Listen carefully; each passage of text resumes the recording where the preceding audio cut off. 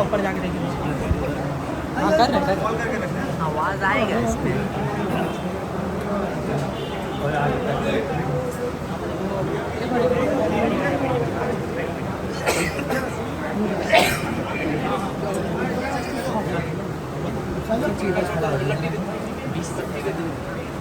Line दे दिया line.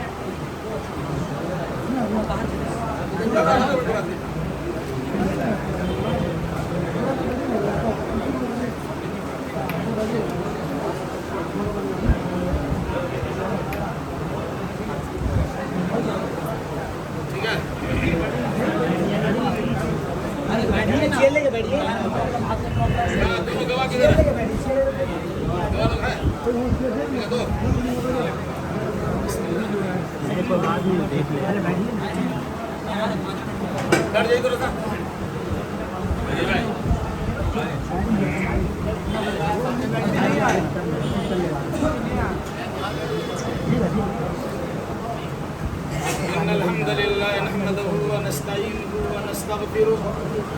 ونعوذ باللہ من شرور انفسنا ومن سیئات اعمالنا من يهده الله فلا مضل له ومن يضلل فلا هادي له واشهد ان لا اله الا الله وحده لا شريك له واشهد ان محمدا عبده ورسوله يا أيها الذين آمنوا اتقوا الله حق تقاته ولا تموتن إلا وأنتم مسلمون يا أيها الناس اتقوا ربكم الذي خلقكم من نفس واحدة وخلق منها زوجها وبث منهما رجالا كثيرا ونساء واتقوا الله الذي تساءلون به والأرحام إن الله كان عليكم رقيبا يا أيها الذين آمنوا اتقوا الله وقولوا قولا سديدا يصلح لكم أعمالكم ويغفر لكم ذنوبكم ومن يطع الله ورسوله فقد فاز فوزا عظيما أما بعد فإن خير الحديث كتاب الله وخير الهدي هدي محمد صلى الله عليه وسلم وشر الأمور محدثاتها وكل محدثة بدعة وكل بدعة ضلالة وكل ضلالة في النار. بزرگوں نوجوان ساتھیوں، ابھی جو آپ کے سامنے خطبہ پڑھا گیا ہے، حدیثوں میں اس خطبے کا نام ہے خطبۃ الحاجہ، یعنی ضرورت کے وقت پڑھا جانے والا خطبہ. اللہ کے نبی صلی اللہ علیہ وسلم کا طریقہ تھا، جب بھی بات و نصیحت کی مجلس میں تشریف فرما ہوتے تھے تو سب سے پہلے یہ خطبہ پڑھتے تھے، اس کے بعد حالات کی مناسبت سے آپ کا بیان. اسی طریقے سے عیدین کے موقع پر بھی آپ کا دستور تھا کہ پہلے آپ یہ خطبہ پڑھتے تھے اور اس کے بعد عیدین کے احکام و مسائل بیان کیا کرتے. اسی طریقے سے اللہ کے نبی صلی اللہ علیہ وسلم کی سنت تھی کہ جمعہ کے اندر بھی پہلے یہ خطبہ پڑھتے تھے اور اس کے بعد حالات حاضرہ پر آپ کا سیر حاصل خطاب ہوا کرتا. اور اسی طریقے سے نکاح کی تقریب میں بھی اللہ کے نبی صلی اللہ علیہ وسلم کا دستور تھا، پہلے آپ یہ خطبہ پڑھتے تھے اور اس کے بعد ایجاب و قبول کرایا کرتے. یہی وجہ ہے کہ آج بھی پوری دنیا میں جہاں کہیں نکاح کی تقریب منعقد ہوتی ہے، قاضی صاحب کی زبانی کہیں کھڑا ہو کر، کہیں بیٹھ کر، کہیں آہستہ، کہیں زور سے یہ خطبہ ضرور پڑھا اور سنایا. آخر اس خطبہ میں کیا کہا گیا ہے، لمبی چوڑی تقریر نہیں ہوگی، صرف اس خطبے کا خلاصہ آپ کے سامنے رکھا جاتا ہے تاکہ یہ سمجھنے میں آسانی ہو کہ اللہ کے نبی صلی اللہ علیہ وسلم نے ہر مجلس میں اس خطبے کو پڑھنا اپنے لیے لازم کیوں قرار دیا.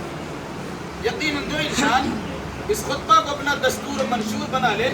اور اسی کے آئینے میں اپنی زندگی گزارنے کی کوشش کرے تو ایسے انسان کی زندگی کی کامیابی کی ضمانت دی جا سکتی ہے.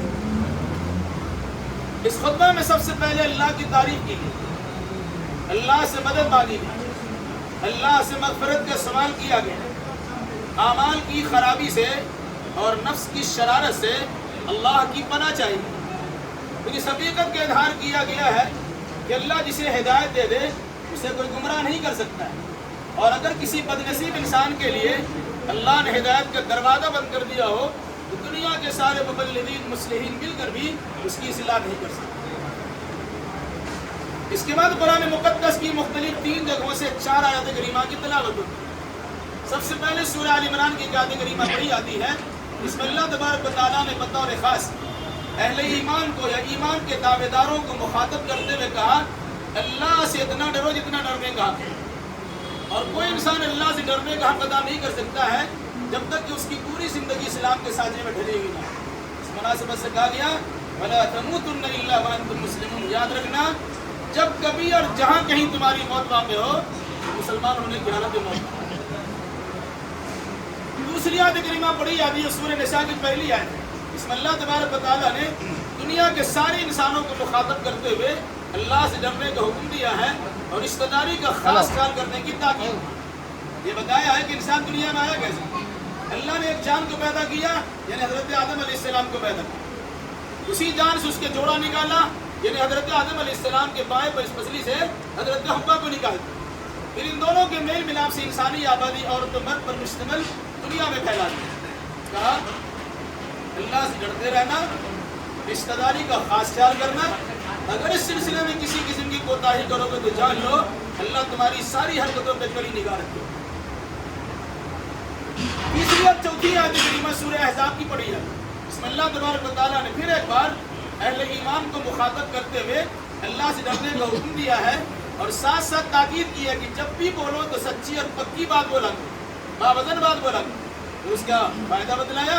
یصلح لکم اعمالکم ویغفر لکم ذنوبکم، اللہ تمہارے اعمال کو سدھار دے گا اور تمہارے گناہوں کو بخش دے گا۔ اور اس کے بعد والی آیت میں ہے کہ جو انسان صرف اللہ کی عبادت کرتا ہے اور اس کے ساتھ کسی کو شریک نہیں کرتا، اور جو انسان اللہ کی عبادت خالص محمد الرسول اللہ صلی اللہ علیہ وسلم کے طریقے کے مطابق بجا لاتا ہے، کسی اور طریقے کی جانب تاک جھانک بھی نہیں کرتا، تو ایسے انسان کے بارے میں قرآن نے کہا فقد فاز فوزا عظیما، اس نے بڑی کامیابی حاصل کی۔ اس کے بعد خطبہ کا آخری حصہ ہے، تمام باتوں میں سب سے بہترین بات کتاب اللہ یعنی قرآن مقدس کی بات، اور تمام طریقوں میں سب سے بہترین طریقہ محمد الرسول اللہ صلی اللہ علیہ وسلم کا طریقہ ہے جس کا نام حدیث اور سنت ہے۔ تمام چیزوں میں سب سے بدترین چیز دین میں اپنی جانب سے کسی نئی چیز کی ایجاد و شروعات ہے، جنہیں شریعت کی اصطلاح بدعت کہا جاتا، وَكُلُّ بِدْعَةٍ ضَلَالَةٍ وَكُلُّ ضَلَالَةٍ فِي النَّارِ، ہر بدعت گمراہی ہوتی ہے اور گمراہی کا انجام جہنم کے سوا کچھ نہیں۔ یہ خطبہ مسنونہ جو عام طور سے نکاح کے موقع پر آپ سن کے سناتے ہیں، پہلے کچھ پڑھتا نہیں کیونکہ ترجمہ اور حکم اس کو بتایا نہیں آتا، جس رسول کے مطابق ہمیں اسے سمجھنے کی کوشش کریں، بس 2 منٹ آپ کر رہے ہیں۔ جن آیات کو خطبہ مسنونہ میں شامل کیا گیا ہے ان آیتوں میں بطور خاص اللہ سے ڈرنے کو علماء اس کا مقصد اس کی حکمت بتاتے ہیں کہ انسان کو تھوڑی سی تکلیف لاحق ہوتی ہے، انسان بھولے نہیں سماتا، انسان کو تکلیف لاحق ہوتی ہے، حیران و پریشان ہوتا ہے اور اللہ کا گن گانے کی وجہ خود اللہ اللہ اللہ اللہ کرتا ہے، اللہ ہماری مصیبت کو دور کرتا ہے، جیسے لگ جائے اللہ اللہ کرتا ہے، تکلیف پہنچ جائے اللہ اللہ کرتا ہے، لیکن جب اسے خوشی حاصل ہوتی ہے تو بھولے نہیں سماتا، مطلب منمانی طریقہ اپناتا ہے۔ شادی بیاہ کی تقریب بھی خوشی کی تقریب ہے، اس موقع پر اللہ سے ڈرنے کا حکم دے کر یہ تاثر دیا گیا کہ خوشی ہو یا غمی اللہ سے ڈر کو اسے انجام دینے کی کوشش کرنا، ایسا نہ ہو کہ خوشی میں ایسی خوشی منانا شروع کرو کہ شریعت اسلامیہ کے دھتیاں اڑا کے رکھ دو اور اپنی خوشی میں کسی قسم کی کمی نہ لے، ایسا کرنے سے منع کیا۔ دوسری بات، اسی خطبہ کی آیت میں کہا گیا جب بھی بولو تو بالکل سچی پکی باوزن بات بولو۔ آپ سنتے ہیں دلہا سے پوچھا جاتا ہے کہ فلاں بچی کا نکاح فلاں فلاں گواہ کی موجودگی میں اتنے مہر کے بعد آپ سے کیا گیا، آپ نے قبول کیا؟ دلہا کہتا ہے میں نے قبول کیا۔ قرآن کہتا ہے تم کیا کہہ رہے ہو، ذرا سوچ سمجھ کے جب تم کہو گے میں نے قبول کیا، اس کے معنی یہ ہوگا جو کھاؤ گے وہی کھلانا ہوگا، جو پہنتے اسی اسٹینڈرڈ کا پہنانا ہوگا، جہاں رہتے اپنی سہولت کے مطابق وہی رکھنا پڑے گا، اس کے دکھ درد میں تم کو شامل ہونا ہوگا، اس کی خوشی میں تمہاری شرکت لازمی ضروری ہے۔ یہ ساری ذمہ داریوں کو نبھانے کے لیے تیار ہو تو مجمع میں سب کے سامنے کہو میں نے قبول کیا۔ اور اگر کوئی انسان قبولیت کر لیا اس کے بعد اس کا ڈواڈول ہوتا ہے، کوتاہی خامی لاتا ہے، تو اللہ اس سے پہلے یاد دلا چکا ہے کہ اللہ تمہاری ساری حرکتوں پہ کڑی نگاہ رکھے گا۔ اس سے پہلے اللہ تبارک و تعالیٰ یاد دلا چکا ہے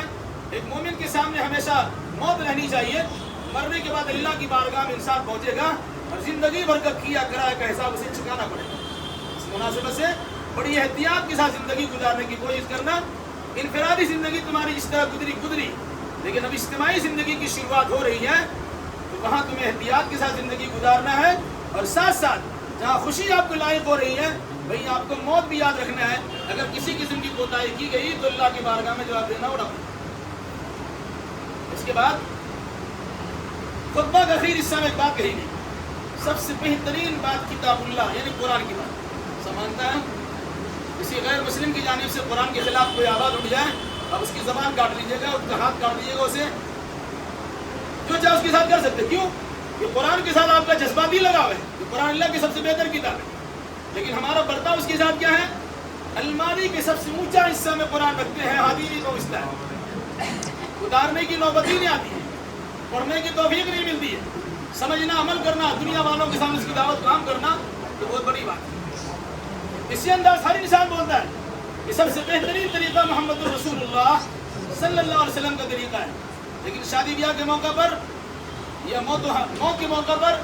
یا اور بھی کسی موقع پر یہ چیزیں نظر نہیں آتی، صرف بولنے کی بات ہے۔ سب سے بہتر طریقہ اللہ کے نبی کا طریقہ ہے، عملی زندگی میں چیزوں کا مشاہدہ نہیں ہوتا ہے۔ کیا کہا؟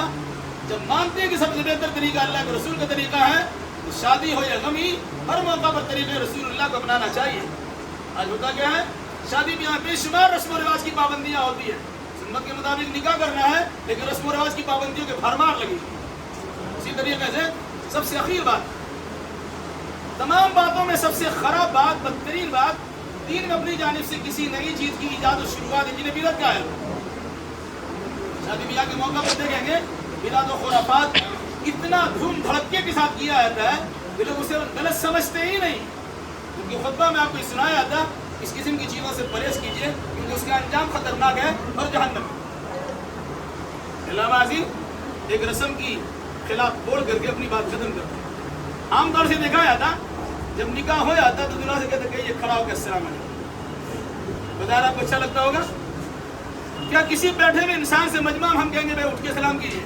کر دیجیے گا؟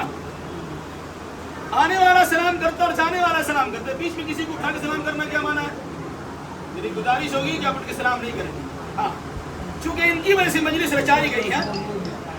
تو ہماری آپ کی ذمہ داری ہوگی ہم ان کے قریب آئیں گے، انہیں مبارکبادی کے دعا دیں گے، مبارکبادی کے وہ کلمات اپنی زبان سے ادا کریں گے جو کلمات اللہ کے نبی صلی اللہ علیہ وسلم نے اپنے زمانے میں دلہا ان کو سنایا تھا۔ سورہ بیشتر کی دعا یاد نہیں ہے، میں پڑھاتا ہوں، اسے پڑھ لیجئے۔ بارک اللہ لک وبارک علیک وجمع بینکما فی خیر۔ دلہا دلہن کو مبارکبادی کلمات ان دعائیہ کلمات کے ذریعے سے پیش کرنے چاہیے۔ اللہ تم کو برکت دے، برکت میں مسلح دھار بارش برسا دے، خیر اور دین کے معاملات میں آپ دونوں کے دلوں کو جوڑ کے رکھیں۔ یہ اللہ کے نبی صلی اللہ علیہ وسلم کی جانب سے دلہا دلہن دونوں کے لیے مبارکبادی کلمات آپ دلہا کے پاس موجود ہے، انہیں ان کلمات کے ذریعے مبارکبادی پیش کریں گے۔ دلہن کے پاس وہی جا سکیں گے جو ان کے محرم رشتہ دار ہیں، کسی اور کو جانے کی عادت نہیں۔ اللہ تعالیٰ سے دعا کی الہی